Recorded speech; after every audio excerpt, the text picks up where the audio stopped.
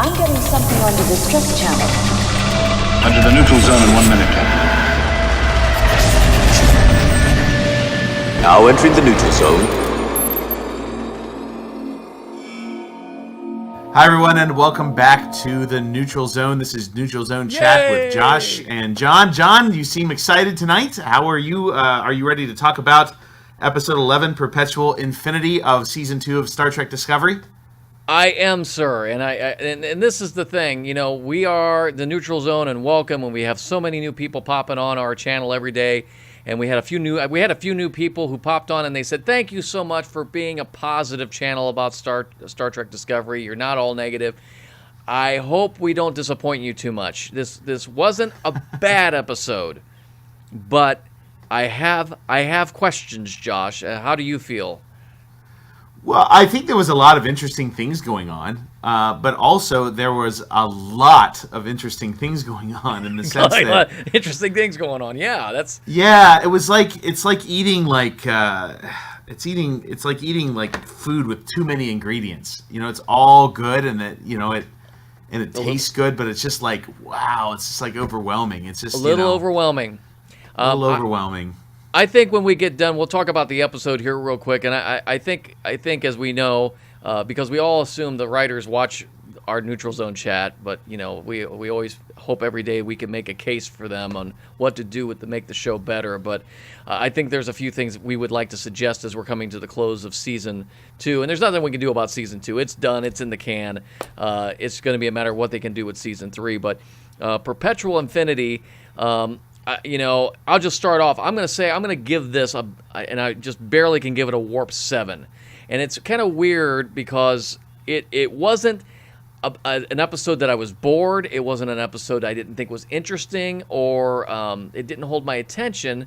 It's just Josh and I have talked about this many times where, and maybe you can explain it, Josh. It's a part of the psychological buildup of people. When you're watching a movie, you're reading a book, and you're involved into the story, and you kind of let your mind go into that story. That's what you want. But if something happens in the story that makes you go, "Hey, wait, what, huh?" and you leap out of that, explain that a little bit, Josh, because you were the one who actually kind of put that in front of me one time.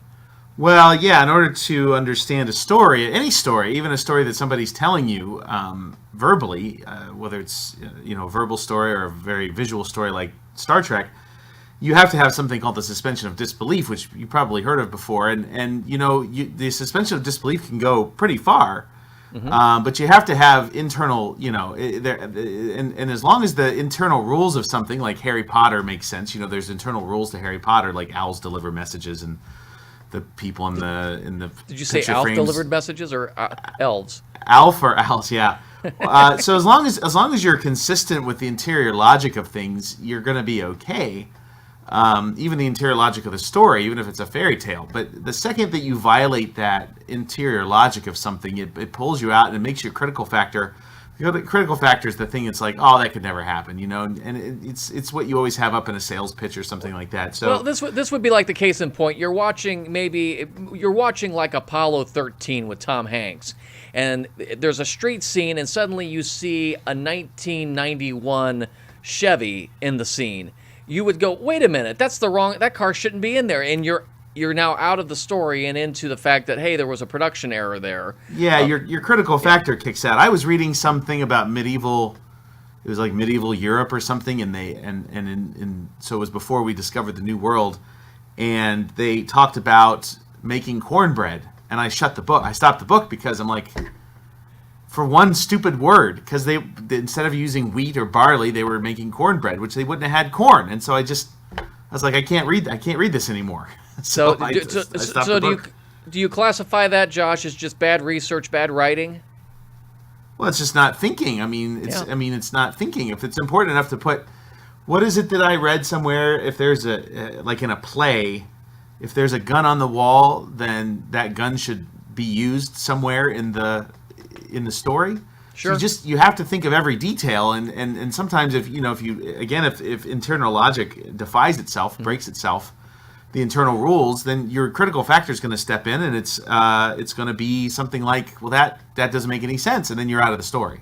Well, so I don't know what did that for you in the story. I didn't quite get pulled out of the story quite, but I guess the way that I got pulled out of the story was trying to tie all the threads together of all the things that were going on. It's like, okay, all right, and how about now? Yeah. And my critical factor had to kick in order to make sense of the story. Frankly, it's not what your critical factor is supposed to do. I agree, Josh. That was definitely part of it. I got done watching the episode and thought, okay, there are some conclusions I can come to, but there's still. This is how I'm dividing it. There's like the big front issue. Where's this whole Red Angel and the 7 signals? Where is this all going to lead to? And there's some kind of thing, unfortunately, that we have to assume that we're going to fix the timeline for the main Prime universe. That's the top bar. And then there's all these little pieces of the puzzle, the Klingons, the K-7 cruiser that was introduced way back in the earlier part, which a lot of parts of this puzzle don't make sense, and they kind of drop them off. The part where I really got bothered was the Captain Leland, I believe is his name, of the Section 31 ship that doesn't have a name. I'm waiting for them to have a shot of the saucer section where it says Section 31 ship, because there's no name to the ship. Right. That bothers me, but that's a whole other thing. But he's being tortured or something. There's holograms talking to him, and he's in this steel dentist chair. How did he get into this chair? How did the control thing build this chair? And again, I'm sure the writers would have said, we're just assuming you Star Trek fans can figure this out, that something happened. Well, no. How did this happen? This took me out of it. Well, I'm like, okay, you guys I'm sorry to quote Deadpool, lazy writing. You just jumped from one thing to another and just assume we're going to fill in the gaps. I don't mind filling in the gaps in some places, but it just didn't make sense. It's a science fiction. Therefore, you must have some science behind your fiction. And there's just these random things where they're like, oh, yes, it just happened that way. And I'm like, yes, but how did it happen? I don't get it. So that was a big problem. Then we suddenly find out that the Red Angel, and it's got a time crystal that we never knew about, that somehow we've invented a time crystal from that was last episode, but it didn't make sense. And Burnham, let us not forget about infinite quantum storage, whatever that means. Yeah, Intel came up with that. I don't understand that. So it's like they have Burnham's mom is being pulled 950 years into the future, like on a bungee cord that has to pull the suit back. But then on the end of this episode, it pulls the suit up, and then it pulls Burnham's mom up. Well, I thought you had to have the time crystal to do that. And so apparently Burnham's mom has made a home in that planet, New Eden. So there's just like you said, the critical factor being that I'm kind of hypnotized by this show. I keep getting whipped out about going, wait a minute, what is this? I don't know what this is. So and then give me some of yours, Josh, because then I want to talk about if Ash Vok is dead or what's going on.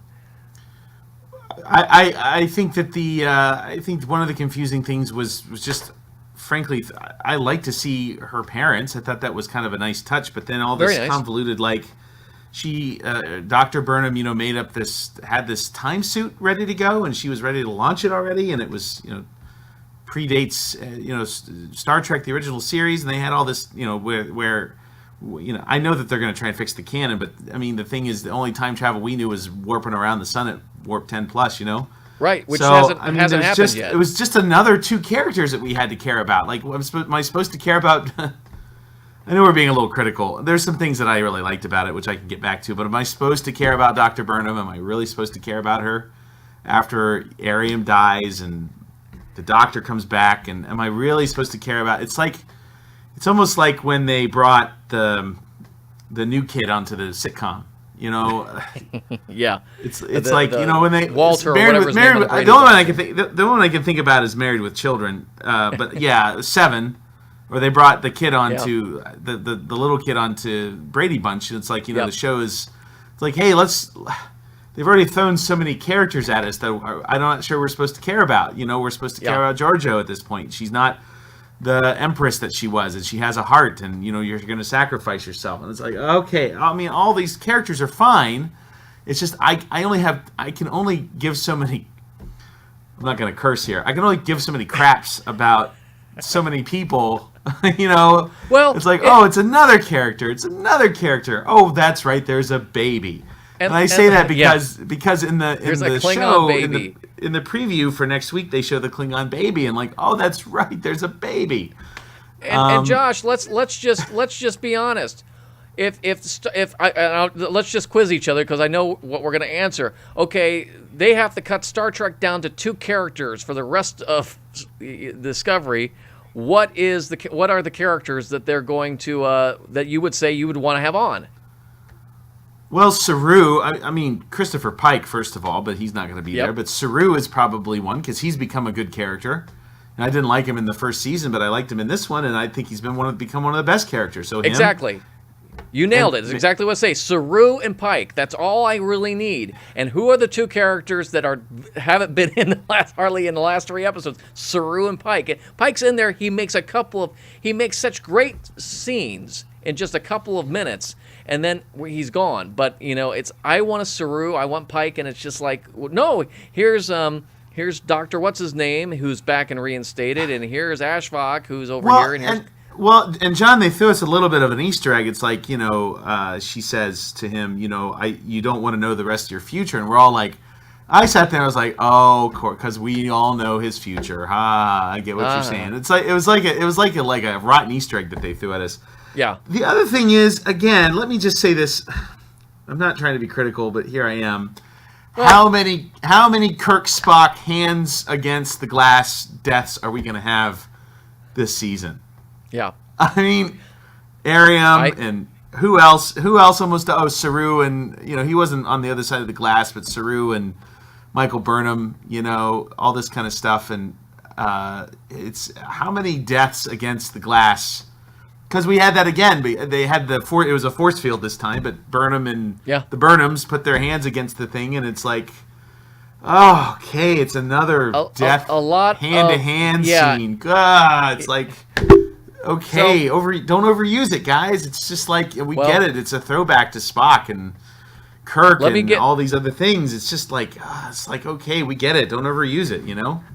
I'm gonna give one more negative review part, and then we'll switch it to positive. We'll talk about some of the good things, because believe it or not, right. I still gave it a warp 7.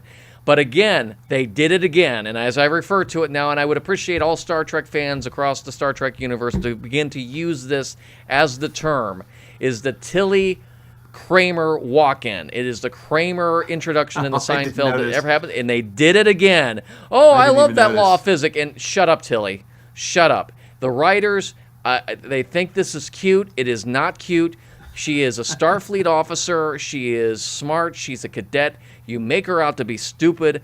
And what's really confusing is it's like they got one intern that writes that line for Tilly every week. Yet they have such great lines with Spock, which is like, I love science. Did he say I love science? Because he can't love things. Or I like science. I think he said I like science. Well, I thought he was awesome too. So if we're gonna keep a character in, let's keep Spock in too. I mean, he's been a great Spock. He's been my favorite Spock since Nimoy. I really like him. We're not hearing that he's disappearing off the show yet, so I don't know what they're doing. But here's what I would say was good about the show. And again, this goes back to what we said a few weeks ago. I think it was the week you and I couldn't do the podcast together, and I said, whenever you've got a mean, bad computer that's taking over the ship, this is a good plot. And we had that with Leland, and I like how he played it. You could tell he was different. You could tell the crew was figuring out something was going on. That was good. I enjoyed that. I didn't understand how they got him there. There were some holes in the writing, like always, but we went with it. The fight scene with Giorgio and him and that little phaser, that was top notch, and I was expecting more people to die. So that was good. Pike and the how long before the universe wins line. Great stuff. So there were some very good things in this episode, and they were trying to unravel a puzzle. But they in doing so, you just can't sit back and say, oh yeah, and by the way, we did this by having a magic thing that we just threw in here and we didn't tell you about it. It's you know what this reminds me of, Josh? Remember back in the days when you would play tag or base or something, and you'd call, "Hey, I'm calling this base." Well, you didn't. We established that's not base. Well, you just called it mid game. That's what I feel like they do sometimes in the writing. It's like we have a point A and a point B, and midway through it's like, "Hey, we're calling this the new time crystal thing." What do you mean? There is no time crystal. What are you coming up with here? So that's where I get frustrated a little bit. Well, I will say that the basic plot's kind of interesting with the computer needing the information from needed the information from the sphere. I think that it's kind of a MacGuffin, as they call it. It's kind of a they had to get the information from, and then they had the little tiny MacGuffin on the it was intercepting the information. And I love saying the word MacGuffin, but it's what it is. I mean, it makes me want to go and have a McMuffin. Actually, is what I mean, I like the plot. I like the whole thing where they're transferring the information to the suit to send it in, because the information won't let it kill let them kill the information. I thought that was brilliant. Yeah, that was good. That was good temporal stuff. But I just thought that the idea that the information protected itself was really valuable. I thought that was really good. And then good AI throwing it stuff into the suit so you can throw it into the future so that Control can never get it, and it's really great. I thought that was really good. I thought that the stealing of the information was good. Like, there were some really good plot points that were like really exciting to watch. And then we had these weird mysteries, Josh, though, where Burnham's mom tells Burnham, "I saw you when you graduated, and I saw you when you did this." And I'm like, wait a minute. How did you see her? You were in the suit? Did you get out of the suit? I didn't think you could get out of the suit. And again, they've got all this confusing stuff because they had to keep her in this little bubble because apparently she can't leave the bubble or something. And again, this is all part of how they overwrote the show. But yet she's talking about, "I saw you when you did this. I saw you when you were on the Senju." And I'm like, okay, so how did you do that? Are you cloaked? Are you? So again, it didn't make sense. It was written. Let me stop you and just say that I actually like that part. Right. It was a meaningful scene, but they left the science out of it. How she did that? They didn't say. And again, they could have fixed it with I had an ability to cloak myself or something, but they didn't explain it. And I guess I know the writers are probably frustrated. They're like, "Come on, Star Trek fans, use your imagination." But it's like, there is a level of science we expect with our fantasy here, and this isn't a fantasy fiction show; it's a science fiction show, and you can't just say, "Okay, well, we came up with a thing and we didn't have time to tell you about it." What were they trying to do there? They were trying to force sentimentality. Yeah. They're trying to force us to care about Dr. Burnham. And I do care about Dr. Burnham a little bit. But send her a Christmas card every year. Never get anything from her. Yeah, it's just like, I can't take any more characters. I just have to stop introducing characters. I can't take any more Tilly Kramer entrances. So, well, Josh, that didn't bother me as bad as it bothered you, but yeah, I get what you're saying. Let me throw out this, and this is where I guess we'll maybe land for the end of this episode, because there's definitely I want to wrap this up and talk about how I think my prediction is going to come true. But first, you and I have talked about the Star Wars Star Trek production concept, where Star Wars is better than a movie and Star Trek is better as a TV show. And I'm going to submit to you one of the reasons Star Trek Discovery, and we really have tried to make this, I really believe this could be the number 3 series out of the Star Trek franchise. But it's not there yet, and I don't know if it's going to get there this year now. But the problem is, I do believe what we have isn't a Star Trek series. We have a Star Trek movie that's 14 hours long, and it's written like a movie. And I think if I had 10 minutes in front of the writers to give a Law and Order type closing argument, I'd say, gentlemen and ladies of the Star Trek writing universe, next year, start writing 1 and 2 cliffhang, 1 or 2, maybe goes 3 episodes on a storyline, and then number 4, we go to another topic, we go to another planet, we go do something.